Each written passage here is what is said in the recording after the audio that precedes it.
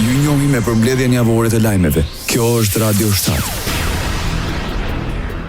Kjo javë pritet të qartësoj të ardhmen e koalicionit qeverisës në Republikën e Maqedonisë së Veriut. I pyetur nga gazetarët për emrat e posteve që do të zëvendësojnë kuadrot e Aleancës për Shqiptarët dhe Taravarit dhe nëse zëvendës kryeministri Erben Fetaj do të mbetet në funksionin e tij, kryeministri Semi Mickovski tha se shumë gjëra do të bëhen të qarta këtë javë. Ai njoftoi se do të takohet me përfaqësuesit e Vlen për programin e të ardhmes së qeverisë dhe koalicionit.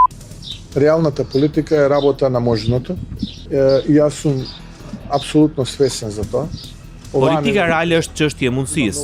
Unë jam absolutisht i vetëdijshëm për këtë. Këtë javë shumë gjëra do të jenë më të qarta, por një gjë është e qartë, që në më pak se 5 muaj nga fillimi i fushatës për zgjedhjet lokale, do të përcaktohen qartë dy blloqe: bloku i krimit dhe i së kaluarës dhe bloku i të ardhmes dhe prosperitetit të Maqedonisë. Për fat të keq, do ta përsëris Arben Taravari vendosi të bashkangjitet bllokut të parë, bllokut me lista të zeza, me lista të sanksioneve të politikanëve kriminal. Këtë javë do të jenë shumë gjëra më të qarta. Unë pres që të takojmë me njerëzit që janë në Vlen dhe të flasim për ardhmërinë e qeverisë, koalicionit me një program të qartë deri në zgjedhjet lokale dhe më pas. Kështu që shumë punë do të dihet këtë javë. Една ясна програма до локалните избори и пото, така што многу работи ќе бидат познати во неа. Tha mes të tjerash kryeministri i Maqedonisë së Veriut Histra Mickovski. Jep dorëheqjen nga posti i zëvendës ministres së mbrojtjes në qeverinë e Republikës Maqedonisë së Veriut, Elfete Ismaili. Ajo falenderoi kryeministrin Mickovski dhe Arben Taravarin për mundësinë e dhënë. Në njoftim thuhet se dorëheqja ishte rezultati i një vlerësimi të thelluar personal dhe profesional, duke besuar se ky është një hap i nevojshëm dhe në përputhje me bindjet e saj. Mbështetja për institucionet, kontributi në shërbim të interesit publik do të mbeten gjithmonë prioriteti im, pavarësisht pozitave që mbaj, deklaroi Elfete Ismaili. Jep dorëheqjen dhe zëvendës ministri bujqësisë në Republikën e Maqedonisë së Veriut Flakron Bexheti. Ai u propozua në këtë pozitë nga kryetari i Aleancës për Shqiptarët Arben Taravari. Ishte një periudhë 10 mujore përkushtimi përgjegjësie për të shërbyer këtij funksioni. Ishte një periudhë 10 mujore përkushtimi përgjegjësie për të shërbyer këtij funksioni për të mirën e bujqëve dhe të gjithë të tjerëve që i përfaqëson kjo ministri. Mendoj se me dinjitet, transparencë, seriozitet dhe krenari, sadopak kam kontribuar në këtë pozicion për të mirën e përgjithshme, shkruan në mesazhin e dorëheqjes Flakron Bexheti. Krahas saj ai falenderon dhe kryetarin Arben Taravari dhe organet partijake të Aleancës për Shqiptarët për mbështetjen dhe besimin e dhënë. Zëvendës kryeministri i Maqedonisë së Veriut Izet Mexhiti thotë se po vijojnë bisedimet për ndryshimet në ekzekutiv pas largimit të Arben Taravarit, kreu të Aleancës për Shqiptarët. Ai siguron se pozitat që ka Vleni në qeveri do të mbeten të Vlenit. U vërtetua ajo që nuk mund të jesh edhe pjesë e qeverisë edhe me BDI, edhe pjesë e Vlenit edhe me BDI. Tash kjo punë është absolvuar. Këto ditë jemi në bisedime intensive për formatimin e ri të qeverisë. Ato vende domethënë që i kanë takuar Vlenit në kaluarën, pa marrë parasysh a ka qenë hise e Aleancës, prapë mbetet në kuadër të Vlenit dhe Vlenit do jep më të mirët, më profesionistët për detyrat e reja. Deklaroi Izet Mexhiti. Zëvendës kryeministri i Republikës Maqedonisë së Veriut Arben Fetaj konfirmoi përçarjen e Aleancës për Shqiptarët. Një pjesë e saj sipas tij do të vijojë të mbetet në qeveri. Në intervistë për Klik Plus, ai tha se Aleanca për Shqiptarët është pjesë e qeverisë pasi siç shtoi nga 50 zyrtarë shtetëror që janë emëruar në pozita e që përbëjnë Aleancën për Shqiptarët, vetëm 3 prej tyre kanë dhënë dorëheqjen. Nga këta 50, vetëm 3 kanë dhënë dorëheqje deri tash. Të tjerët unë nuk di që ka dalë dikush nga qeveria, unë e di që të gjithë të tjerët vazhdojnë të shkojnë në vendet e tyre. Ai akuzoi Arben Taravarin se dalja e Aleancës për Shqiptarët nga qeveria synon rikthimin e BDI-s në pushtet. Përpjekja është për rikthimin e BDI-s në qeveri. Dhe madje unë besoj që kryeministri do flasë në periudhën në vazhdim dhe do t'rregojë më saktësisht çfarë biseda janë zhvilluar për të konfirmuar këtë dyshim mes tij dhe zotit Taravari, kryetarit tim në parti.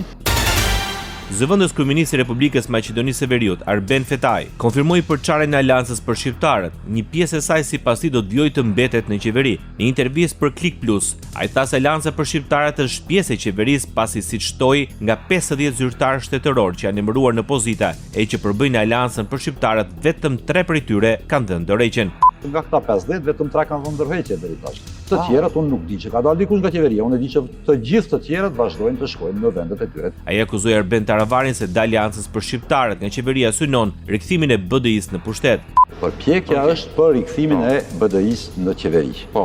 Dhe madje unë besoj që kryeministri do flasë në periudhën në vazhdim dhe do t'rregojë më saktësisht çfarë biseda janë zhvilluar për të konfirmuar këtë dyshim mes tij dhe zotit Taravari, kryetarit tim në parti. Të kurrë dhe një deputet koalicioni Alianca për Shqiptarët. Deputeti i Aleancës Salim Sulejmani dha dorëheqje nga funksionet partijake brenda Aleancës për Shqiptarët, si dhe nga opozita si deputet në Kuvendin e Republikës Maqedonisë së Veriut. Përmes një statusi në Facebook, ai shkroi se ky bashkëpunim politik është një shkelje e premtimeve tona dhe përfaqësimi që qytetarët shqiptar meritojnë. Ky veprim për mua është i papranueshëm, pasi nuk mund të jem pjesë e një aleanci që bëhet për arsye të interesave të ngushta politike e me njerëz të përmendur në listat e zeza ndërkombëtare për përfshirje në afera të rënda, tha deputeti Salim Sulejmani. Pas largimit të tij, Aleanca për Shqiptarët e Arben Taravarit mbetet me 4 deputet, një numër që i pamundson formimin e grupit parlamentar në kuvend. Bekim Qoku është koordinatori i ri i grupit parlamentar të koalicionit Vlen. Ai prezantoi organizimin e ri brenda grupit parlamentar, të cilin për momentin e përbëjnë 9 deputet, kurse i 10 do të bashkohet pas finalizimit të dorëheqjes së Salim Sulejmanit. Koordinatori Bekim Qoku ftoi deputetët e Aleancës për Shqiptarët e Arben Taravarit të bashkohen grupimit, duke thënë se beson se as ata nuk e dinë se çfarë ndodh saktësisht në partinë e tyre. Koalicioni Vlen në Republikën e Maqedonisë së Veriut konfirmon vullnetin për krijimin e bashkëpunimit me VMRO-DPMNE. Përmes një komunikate nga Vlen thuhet se vizioni i tyre për reformë reale dhe orientim euroatlantik po vlerësohet lart nga miqt ndërkombëtar. Vlen është alternativa e vetme që garanton bashkëpunim të sinqert me partnerët tanë strategjik dhe zhvillim të qëndrueshëm për shqiptarët në Maqedoninë e Veriut, thuhet në kumtesë. Sipas saj, përfaqësuesit e Vlen për çdo ditë po priten nga partnerët tanë ndërkombëtar, përfshirë përfaqësuesit e BE-s dhe Shteteve të Bashkuara të Amerikës, ku përmarrin mbështetje të qartë për vizionin dhe platformën e tyre. Kryetari i Lëvizjes Besa, Bilal Kasami, paralajmëron se nuk ka një largim të plotë Aleancës për Shqiptarët nga qeveria. Pas dorëheqjeve të disa funksionarëve qeveritar, Kasami tha se kjo pjesë e Aleancës për Shqiptarët edhe në të ardhmen do të jetë pjesë e partisë së përbashkët me të njëjtin emër. Aleanca për Shqiptarët është pjesë e rëndësishme e Vlenit dhe ata do vazhdojnë të jenë pjesë e Vlenit, do të vazhdojnë të jenë edhe pjesë e qeverisë. Kasami paralajmëroi se ata individë të cilët bashkëpunojnë në ndonjë mënyrë apo formë me BDI-n nuk janë të mirëseardhur. Ne kemi thënë që në fillim që nuk do të pranojmë të bashkëpunojmë me individ të cilët në një formë ose tjetër bashkëpunojnë me Aliametin dhe me BDI-n. Pra, çdo kush, qoftë nga Aleanca për Shqiptarët apo nga subjekte tjera politike që donë që në njëjtën kohë të bashkëpunojë edhe me BDI-n, në këtë rast me Aliametin, ai në një farë forme është i vetë përjashtuar nga Vleni.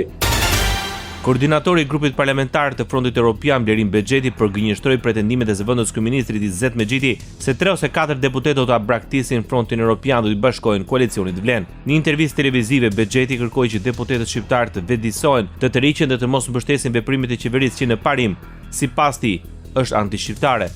Në një prononcim për mediat, Bexheti tha se deri më sot zyrtarisht nuk kanë koalicion dhe as marrëveshje me Aleancën për Shqiptarët e Arben Taravarit. Ditë më parë, zëvendës kryeministri Izzet Mexheti në prononcimet e fundit mediatike paralajmëroi për deputet nga Fronti Evropian që do të bashkohen grupit parlamentar të koalicionit Vlen. Aktualitet. Gjykata kushtetuese në Maqedoninë e Veriut mori vendimin për shtyrjen e seancës përgatitore për ligjin për përdorimin e gjuhëve, e caktuar për më datën 19 qershor. Vendimi erdhi pas pranimit të shkresës nga ana e kryeparlamentarit Afrim Gashi bashkë me akt gjykimin e administratives për anullimin e zgjedhjes së Elisabeta Dukovskës për gjyqtare kushtetuese. Shtyrja e seancës bëhet për shkak se Dukovska ishte gjyqtare referuese lëndës së ligjit për përdorimin e gjuhëve, ndërsa kushtetuesja paraprakisht ka miratuar konkluzionin sipas të cilit shqyrtimi i kësaj çështje do të bëhet vetëm me përbërje të plotë. Gjykata kushtetuese në Republikën e Maqedonisë së Veriut shfuqizoi nenet kontestuese 17 e 18 të kodit zgjedhor të miratuara në mars të vitit 2024. Përmes tyre u rit pragu i nënshkrimeve të nevojshme për dorëzimin e listave të pavarura në zgjedhje, respektivisht 1% prej trupit votues. Vendimi erdhi pas ngritjes së nismës nga ish-deputetja Liliana Popovska, por dhe një grupi të qytetarëve të cilët kontestuan ndryshimet e kodit zgjedhor. Me ndryshimet e kodit, kandidatët e pavarur viheshin në pozitë diskriminuese në raport me partitë, të cilat garojnë në zgjedhje, ndërsa e regjistruar me vetëm 1000 votues. Ministri i Punëve të Jashtme dhe Tregtisë Republikës Maqedonisë së Veriut, Timço Mucunski, nëpërmjet rrjeteve sociale informoi se kuvendi me propozim të Ministrisë së Jashtme dhe Tregtisë miratoi ndryshimin në ligjin për punë të jashtme. Kjo sipas tij sjell një hap thelbësor drejt profesionalizmit të diplomacisë dhe përmirësimit të kushteve për diplomatët maqedonas jashtë vendit. Ministri Mucunski informoi se pas më shumë se një dekade po bëhen ndryshime thelbësore duke krijuar një kornizë të qartë ligjore për zbatimin e dy prioriteteve kryesore, profesionalizmin e shërbimit diplomatik dhe përcaktimin e kompetencave të Ministrisë në fushën e tregtisë së jashtme dhe investimeve. BDI shpreh shqetësim për rezultatet e fundit të konkurseve të brendshme në drejtorinë e të ardhurave publike. Sipas përfaqësueses së opozitës shqiptare në Republikën e Maqedonisë së Veriut në konkursin e brendshëm të datës 26 shkurt, u rritën në përgjithësi 26 maqedonas, por asnjë shqiptar. Sipas BDI-s, kjo praktikë është një tregues alarmues i rikthimit të politikave diskriminuese të së kaluarës që rrezikojnë bashkëjetesën dhe karakterin multietnik të shtetit. Eftojmë qeverinë që të japë me njëherë sqarim se si është e mundur që në vitin 2025, në një shtet që synon antarësimin në Bashkimin Evropian, të ndodhin këso pabarazisht etnike, pandjesi turpi dhe papërgjegjësia. Bashkimi Demokratik për Integrim nuk do të heqë ndaj këtyre padrejtësive. Do të ndërmarrim të gjitha masat politike dhe ligjore për të ndaluar këtë degradim institucional të shqiptarëve. Njëkohësisht apelojmë edhe tek Bashkësia Ndërkombëtare, që me vëmendje të ndjek këto prirje që çojnë drejt prishjes serioze të ekuilibrit ndëretnik në vend. Ekonomi. Britanikët zgjedhin Maqedoninë e Veriut për investime. Shkupi pranoi marrëveshjen me qeverinë britanike për partneritet strategjik dhe autorizoi zëvendës kryeministrin dhe ministrin e transportit Aleksandar Nikolovski ta nënshkruajë marrëveshjen në Londër. Kohëzgjata fillestare e marrëveshjes është 10 vjet me mundësi të zgjatjes, deklaroi ministri Nikolovski.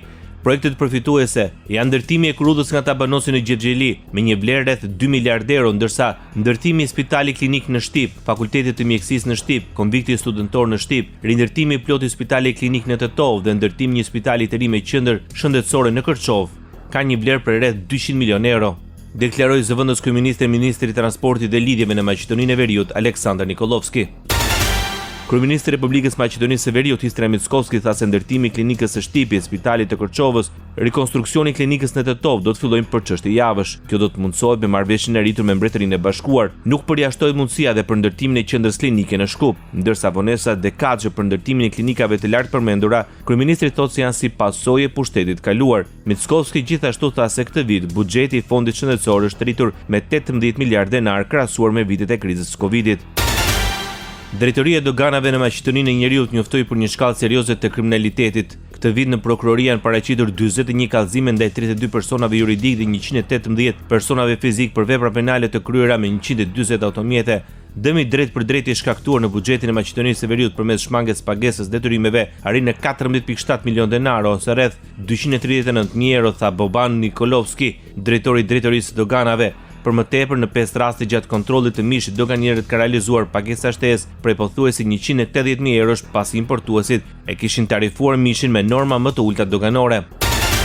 Presidenti i Republikës Maqedonisë së Veriut Silianovska Davkova konfirmoi se ka kandidaturën për guvernator të Bankës Popullore, por se publiku do të mësojë emrin pasi propozimi i dërgohet kuvendit. Në garë janë dhe ish ministrat e financave Zoran Stravevski dhe Trajko Slavevski, si dhe guvernatori aktuale Anita Bezhovska. 3 kandidatët kanë prapavi partijake, por sipas Silianovskës, kjo nuk duhet të jetë pengesë në kryerjen e funksionit të guvernatorit. Sociale. 303 persona në 100.000 banor rrezikohen nga ajri ndotur në Shkup, ndërsa në kryeqytetin e Maqedonisë së Veriut rreth 1200 persona në vit vdesin si pasojë e ndotjes së ajrit. Sipas organizatës jo qeveritare O2, Maqedonia e Veriut thith ajër të pastër vetëm një muaj e gjysmë në një vit. Në pjesën tjetër të vitit ajo përballet me grimca të larta PM2.5, ndërsa programet qeveritare për uljen e ndotjes së ajrit thonë se nuk kanë dhënë asnjë rezultat. Maqedonia është në krye të Europës për numrin e vdekjeve për shkak të ekspozimit të grimcave PM2.5. Statistikat thonë se 303 persona në 100.000 banor janë në rrezik. Në raport thuhet se 11.6% e vdekjeve të foshjeve në vend ndodh për shkak të ndotjes së ajrit. Shkupi, Kumanova, Tetova, Kavadari, Strumica u rënditet si qytetet më të ndotura. Ndoqet përmbledhjen javore të lajmeve. Kjo është Radio 7, zëri pozitiv i qytetit.